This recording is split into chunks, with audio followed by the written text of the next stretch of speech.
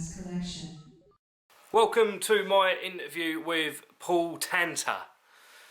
He's director of The Fall of the Essex Boys, which is out now. You can go and buy it on DVD and Blu-ray at the links underneath. You know where it says like info and all that? It's there.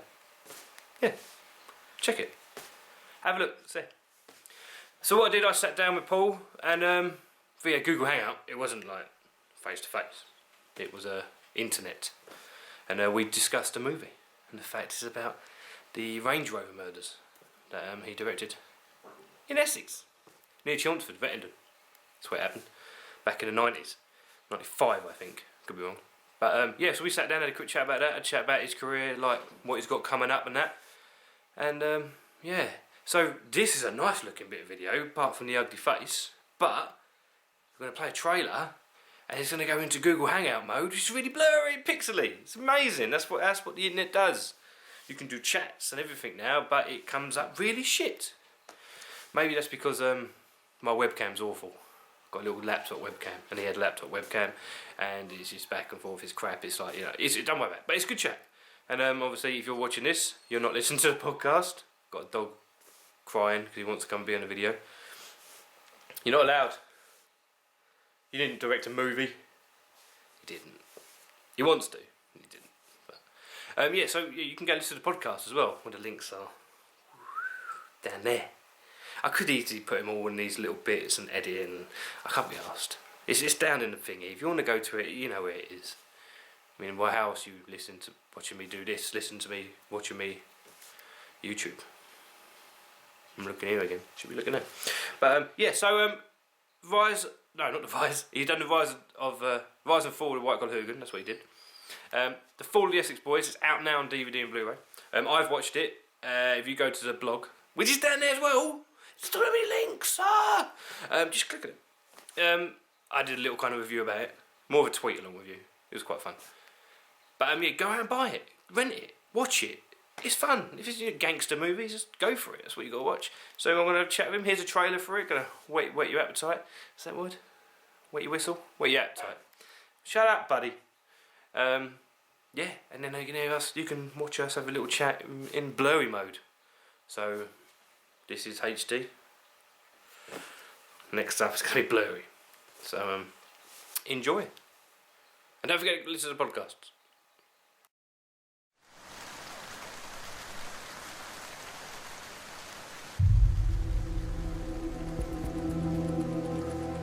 Only 6 people know what really happened that night. 3 of them are dead. 2 of them are in prison. But if you think you know what happened, think again.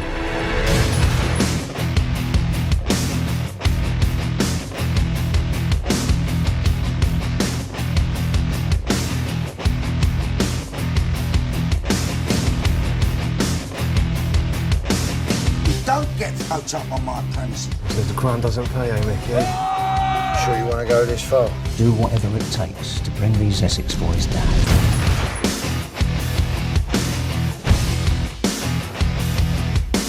We both know there's only one way to bring him down.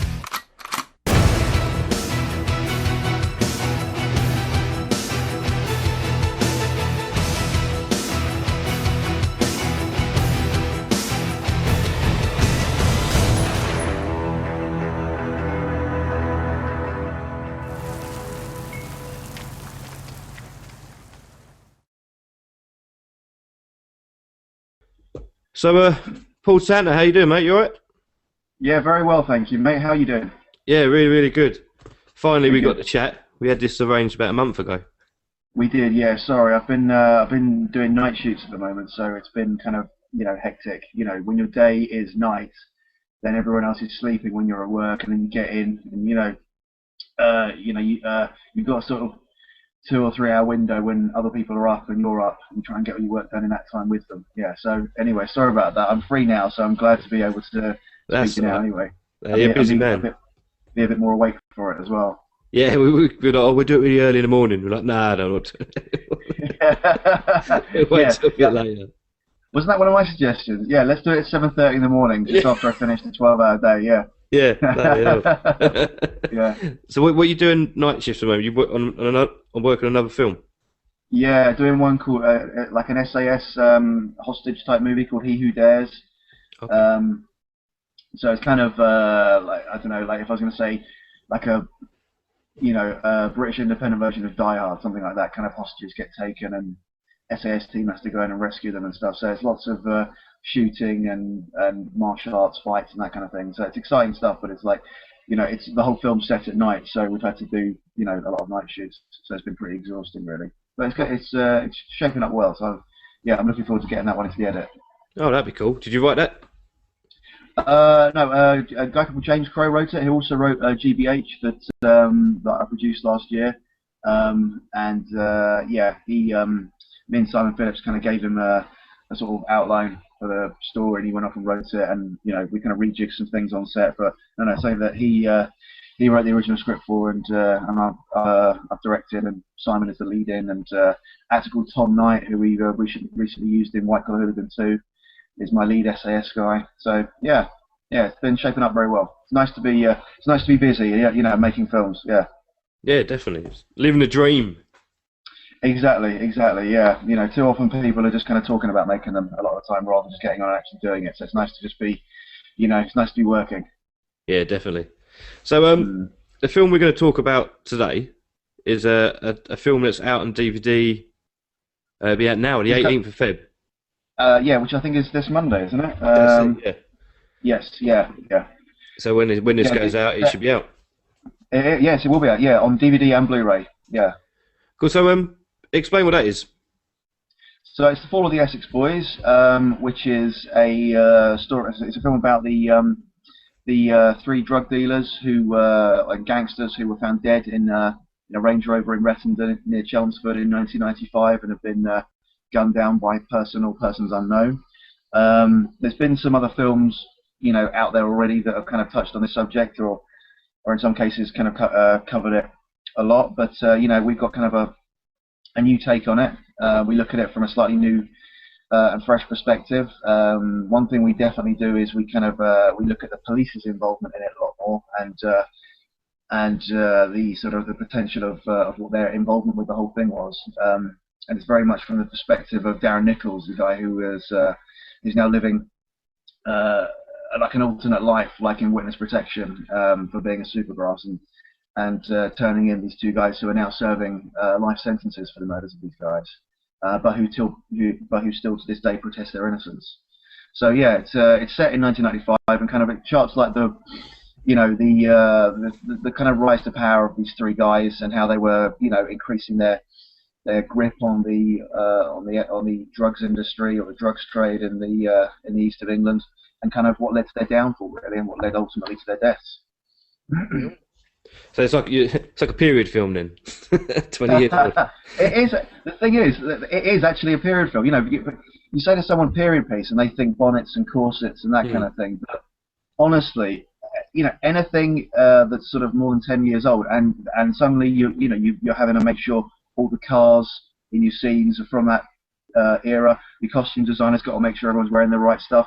Haircuts have to reflect the time, And then, if you were doing something in the 60s and you were filming on a street, all those satellite dishes, up on the walls, you can't be seeing them. That's a job. You've either got to frame them out or paint them out later. So it's actually it is a period piece. Yeah, yeah. But one that people still recognise. It's sort of 95 mobile phones were just starting to be used by people with money. There wasn't really internet or anything like that. But it's still a very much a recognisable a very recognisable world that we all live in. Yeah. So how true to life is the film? Like how many true elements you've got for it? Because there's already been other movies based on the shootings. Yeah. You had Essex Boys and Rise of the Foot Soldier. Where does this one kind of sit with them, or does it take a completely different sort of twist on it, sort of a different stance? Well, it features a lot of a lot of real life people, and obviously there are some characters in there that have been kind of put in, or incidents that have been put in or embellished for dramatic license, because otherwise we'd be making a documentary. But the thing is, with something like this, is it's very difficult to know which version, if any, is the true account. So each film is always from a slightly different perspective, and has different elements added to it. I mean, the one thing that we do in this film is that the other ones haven't done is we've kind of made the case that actually the guys who are currently serving time for those murders actually weren't the ones that did it. In the other films, it's kind of pretty much a given that Jack Williams and Billy Steele were the characters who Mickey Steele, sorry, were the characters who actually were the people who actually killed Pat Tate, Craig Roth, and Tony Tucker. But in our one, we've kind of gone down a different route and said, actually, it very most likely wasn't them. It could have been someone else. And I don't want to give away too much about who we potentially say it could have been. But that is one thing that we've done that's very different in this film. Yeah. Okay. So how did the research go with that? Did you get to speak to many people? Or was it more like a lot of different sort of research that you heard from word of mouth of people, or? There's so many people who claim to have met the guys who were in that Range Rover. It's unbelievable. Anytime you're in a cab in London or you're in a bar in Essex and this story comes up, they'll kind of look around and go, well, actually, I knew one of their cousins. I did a bit of business for them. It's amazing how many people apparently have had some kind of connection to them. So the thing is, there's a lot of myth and folklore about them, and not a lot of what you could call verifiable information. Having said that, there is there is some books out there by the guys who kind of ran in their circles, which I think were sort of a basis for the kind of the research that went into the script. But the thing is, you kind of have to take sometimes things with a bit of a pinch of salt and a bit of dramatic license. Unfortunately, it's as time goes on and kind of memories become blurred and more people involved with that. With those incidents kind of pass on, then more and more myth will be created, and there'll be bigger legends kind of like claimed by people, I suppose. So it's very difficult to kind of like sort the fact from the fiction there, really. But I think in some ways that can actually that means you can make a kind of bigger and better and more exciting film, because you can take some slight liberties with dramatic license. I mean, in some instances, we actually we try to be a bit kind of respectful of certain historical things. Like one of the catalysts in the film for their downfall is they bring in a batch of dodgy ecstasy, and a young girl takes one and very sadly dies from it. Now this is actually what happened in '95, and the young girl was Leah Betts. Yeah. But we wanted to kind of whilst we were going down the road of real life, we didn't want to be disrespectful to Bet's family and kind of like put her name in it for the sake of getting publicity or whatever. So we changed the name and changed the character and said, okay, well that will be a slightly more fictionalized version. So you've got to kind of balance the pros and the cons there of merging fact and fiction, I guess. I mean, going back to like people saying that they knew that people have, I know this person and this guy knows this guy who knew this guy. I mean, I knew a guy who actually had the Range Rover after it was used, and he said that they had to clean it out, and when they were doing the whole washing the blood was everywhere, and you're like, oh really? Yeah, okay. Yeah. You see, if someone said that to me, my first words out of my mouth would be bullshit. Yeah, exactly. Bullshit. You had a Range Rover. Yeah. No. I mean, did this guy who told you this?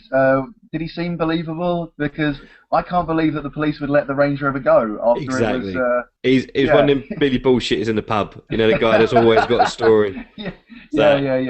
It's like, but then like you said, you always meet someone like that, and it's just, you just humour them. You're like, oh, of course you did, mate. Yeah, of course you did. Yeah. When we were filming it, like, we were shooting on, in various locations in Essex, and people would come up, like, oh, what are you filming? And you tell them, and as soon as you say the time, like most of the times when you say the name of the film that you're filming, they're, what are you filming? Oh, White Collar Hooligan. They go, I've never heard of it. Yeah, that's because it's, not made yet, but in this case, we go for the Essex Boys, and you hear the words Essex Boys, and you kind of know, what the film's probably going to touch upon. And as soon as we'd say that, a lot of people would go, oh really? And then they'll go into a story of how they used to drink with the guys, or they hid a gun for one of them, or something like that. And you think, man, these guys must have met a lot of people. It's kind of like the You know, it's like all the people who claim to be at Woodstock or something like that. If all the people actually who claim to be there were there, you know, that part of, you know, it would have sunk into the earth because it would have had too many people on it. Yeah. So like the amount of times I've met people who say they met them or worked with them or whatever, you know, and the thing is, you know, because there's so many people who say that, you can never tell which one's truthful and which one's not. You know. Yeah. Well, I think that's kind of interesting because then you get to pick and choose what you believe, and you kind of piece it all together, have your own sort of view on it. Totally. Yeah. I mean, for any listeners out there, there'll be some listeners that actually have no idea what Essex Boys is. They have no idea what actually happened. Have a quick explanation of the events that we know, say from the news.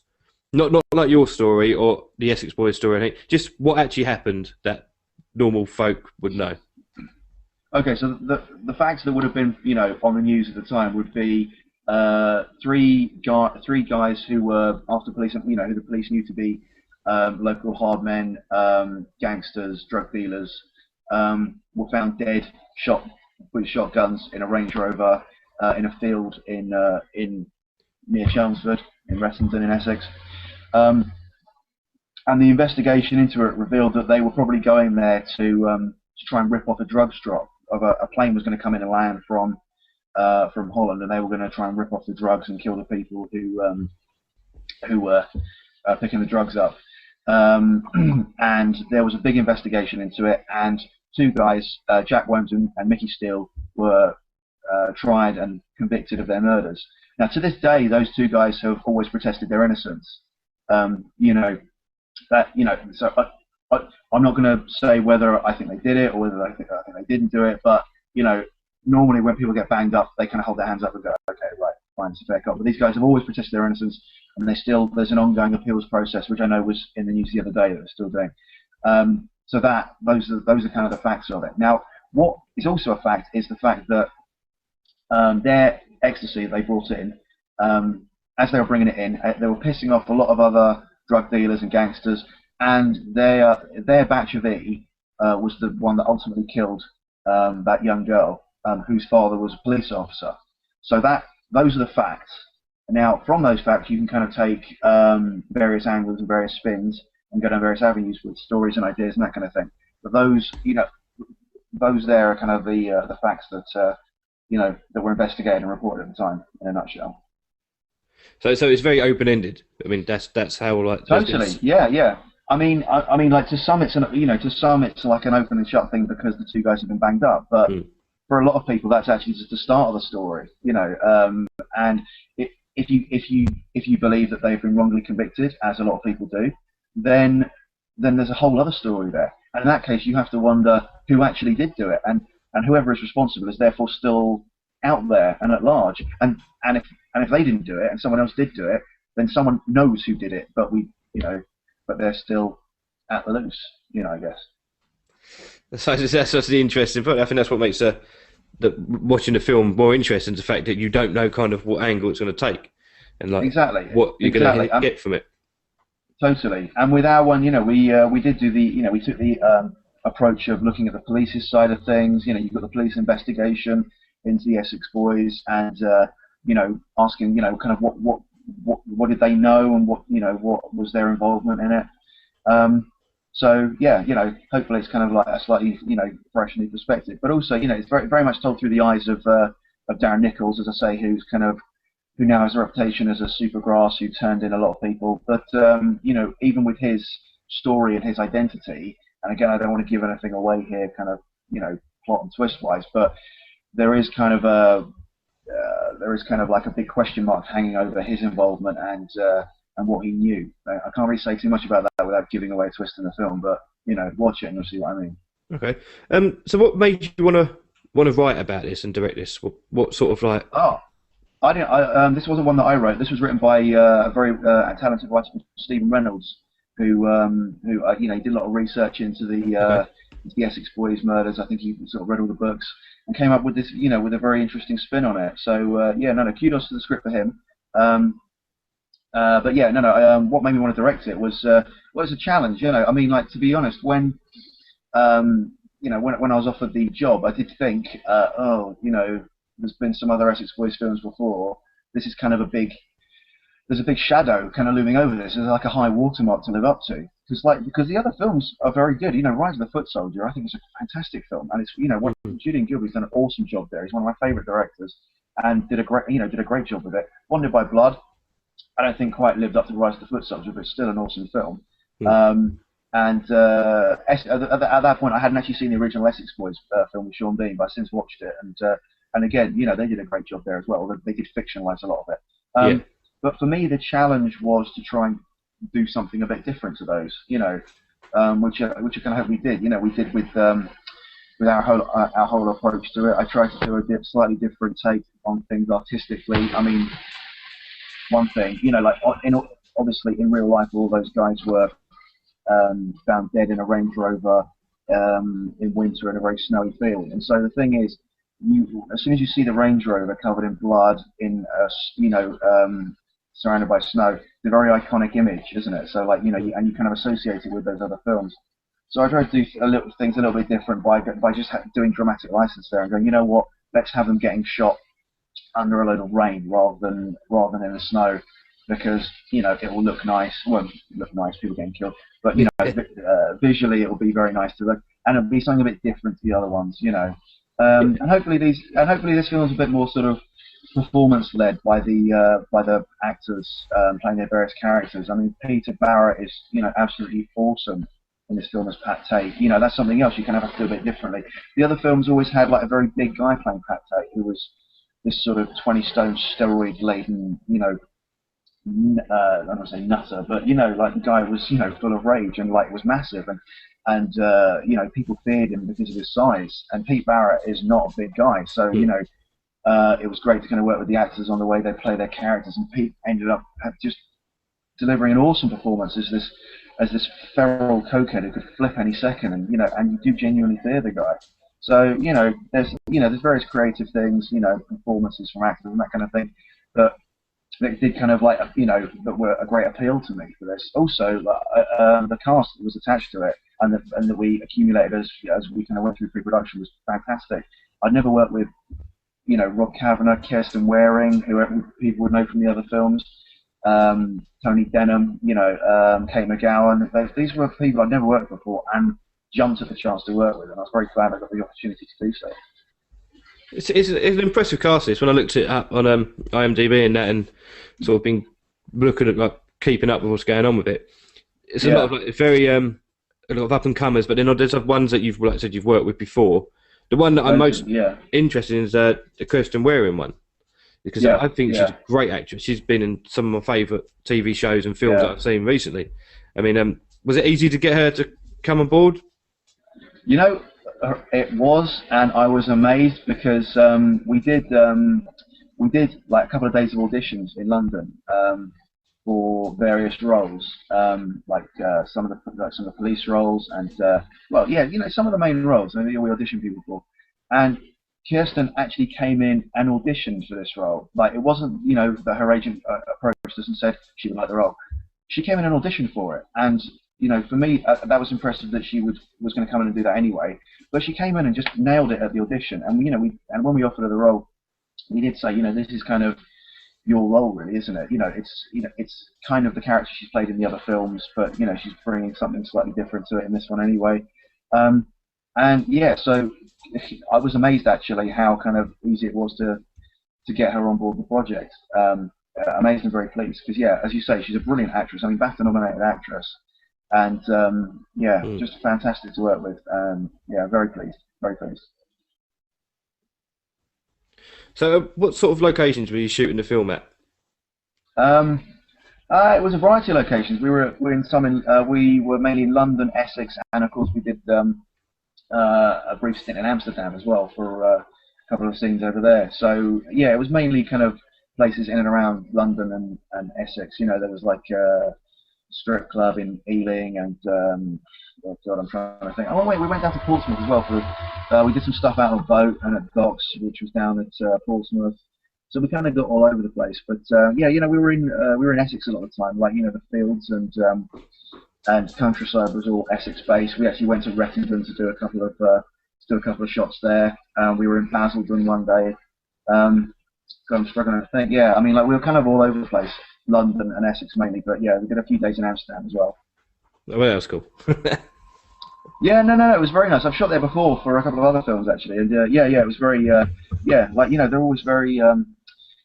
It's weird that they're never bothered by people filming. They just seem to be just kind of sat around in a daze. I can't work out what it is. Fair enough.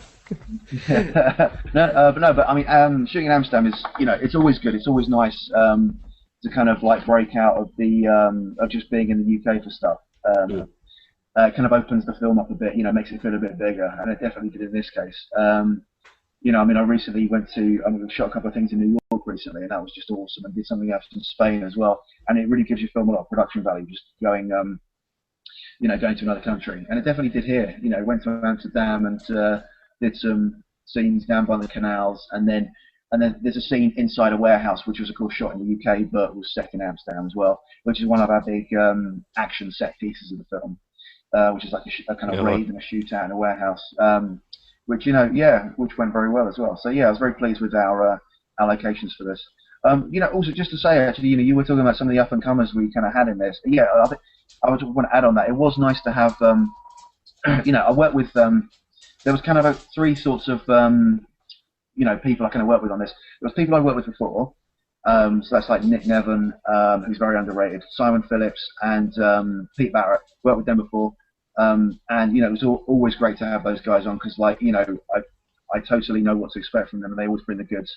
And then there was sort of, bigger seasoned names like Kirsten Waring and Kate McGowan and Tony Denham and Rob Kavanagh, and they were awesome to work with as well because they've got so many years of experience behind them. They just kind of know exactly what he's doing. And then there was young people I'd never worked with before. Jay Brown playing Tony Tucker, great, really great experience working with him. And like the guy is so good in his performance. Like you do, again, it's almost like Pete Barrett, but kind of scale back slightly. You kind of think that guy could just flip any second and just take you down. And then there was some guys in slightly smaller roles, Joe Stamp and Ryan Winsley. They were very good as well, I think Warren I mentioned. So, I was very pleased there. And of course Ewan Ross, who I'd worked with before on a couple of other things. He was playing Bill Stone. So, I was very happy with all the performances of all my actors there. Very pleased. Good. So what can we expect from you next? I mean, like I said, you're doing the SAS Die Hard film, which sounds pretty amazing. So what else have you got in the pipeline? So we've got Essex Boys coming out on the 18th, and then in May I've got White Collar Hooligan 2 coming out. So that's a sequel to The Rise and Fall of the White Collar Hooligan, which was out last year. It was it did quite well. It did quite good business. So there was sufficient demand there for a sequel. So we came back with a lot of the same characters, and this was one of the ones that we did in New York as well as Spain. So it was nice to kind of go international with the story, and that's getting a release in May. I'm very much looking forward to that one coming out because I'm very proud of it. It's nice to. I've done stuff before where I've kind of gone back and revisited characters with the Jack films, and it was nice to do a sequel, but with different characters. So Nick Nevin comes back, Simon Phillips comes back, and Rita Ramnani come back, all in their same characters. So it's Pete Barrett as well. So it's not, but we've got a load of new people in as well. Vaz Blackwood from Lock, Stock and Two Smoking Barrels is one of my characters. Tony Denham, who's also in Essex Boys, who's in the Football Factory. He's one of my main guys, and Neil Large as well, who's like an up and comer we used in GBH before as well. So I'm very pleased with that. As I say, we got to go to New York and shoot a load of stuff there, like in Times Square. So it looks great, and I think people are going to enjoy that one. And then apart from that, we got White Collar 2, and while we're in New York, I also did a film out there called Shame the Devil, which is a serial killer film about a detective who's tracking a serial killer between London and New York. So there's that as well. And just been doing He Who Dares at the moment. So and I've still got I've got a couple of days of pickups on He Who Dares left to do. So we'll be finishing that off, and then after that, I hate to sound wanky, and because I hate when people say this and go, well, I've got a few things that are kind of happening, but the thing is, we tend to, I've got a couple of things that are potentials, but until one of them goes, I won't know which one will be going until until it happens. So Okay. yeah, there's a few things. One of which I've written, and one of which I haven't written but would direct. So we'll see. We'll see what else will happen. But yeah, the next thing after Essex Boys is White Collar 2 in May. Very exciting. See, you're a busy man, proper busy man. Yeah, we try to be busy. As I said, it's kind of like nice to be. It's nice to always be making films rather than just kind of like talking about it. So we just kind of try and get on. We just try and press on as much as we can, and just get on and do it really. But that's what I like about what you guys do and the people I speak to on these sort of films and that, and how you keep getting them done. You put a lot of effort into them. You put a lot of passion into it and that, and you get them all out there, and it works. And people want more. People demand for more. So you're on a good train. It's going well. Yeah, totally. Yeah, I mean, we're lucky that we've kind of hit a bit of a stride at the moment. And Simon, the producer of these films, is very much a driving force behind that. He's very sort of prolific and good at making these things happen. So I'm very lucky to work with him, and as I said, Rita Ramnani as well, who is one of the best actresses I've ever worked with, and Peter Barrett and Nick Nevin. We kind of got like a good little team there, and it's always good to kind of press on and just get on with making movies, really. Yeah, brilliant. I mean, I'm looking forward to Essex Boys. I'm really looking forward to White Collar Hooligan 2. Thank you very much. And I'm looking forward to He Who Dares as well.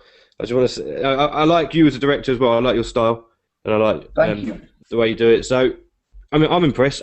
I hope the listeners and the viewers that are watching this and listening to this go out there and give it a go, because like I said, you can get people out there which are kind of like, oh, never heard of it, and then if they feel like they've never heard of something, then it must be bad. You're like, well, no, put a bit of research in, go in there, give it a go, watch something. Yeah, I think people shouldn't be afraid to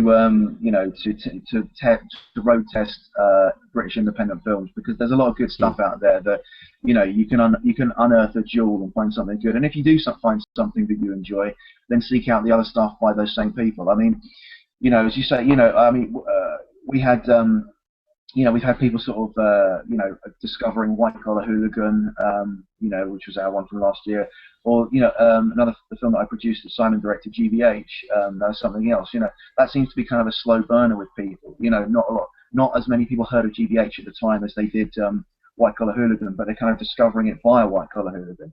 And so I hope that ultimately, when Essex Boys comes out and when White Collar 2 comes out and that sort of stuff come out, people who maybe go, well, I'm not really that into British independent film. They might see one of them, they might see something they like and go, oh yeah, I'll give that a go. And then from that, they'll discover other stuff, that we've done or that other people have done, of the same ilk. Because as I say, there is a lot of good stuff out there, and try not to let yourself get spoiled by Hollywood too much. There's a lot of homegrown talent who are putting in a lot of hard work and producing some good stuff. So give it a go. You might be pleasantly surprised. Yep, 100% agree with that one. So before we go, is there any way people can sort of follow you on Twitter or follow your movies and anything like that to keep contact?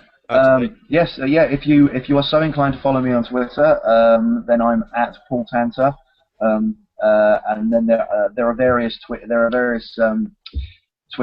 handles for all of the films that we do. So White Collar Hooligan and White Collar Hooligan 2 has got Hooligan Film, He Who Dares has got one, and all the other ones we do. So if you like the films that we do, then give me a follow at Paul Tanter, and follow Simon Phillips at Cy Phillips 1980 and Rita Ramnani at Rita Ramnani, and then all the other people, Nick Nevin, you'll find him. He's all over Twitter. He's got a massive following already. Give him a follow. Check out, have a look on Facebook for the films as well, because they've got Facebook pages, and just keep an eye out for the trailers, because when they come out, we'll just be promoting the shit out of them. So give us a follow and keep an eye out. Definitely. All right, okay. So that's it, Paul. Awesome. Thank you very much, mate. Cheers. Yeah, I've really enjoyed it, man. Thank you. That's all right.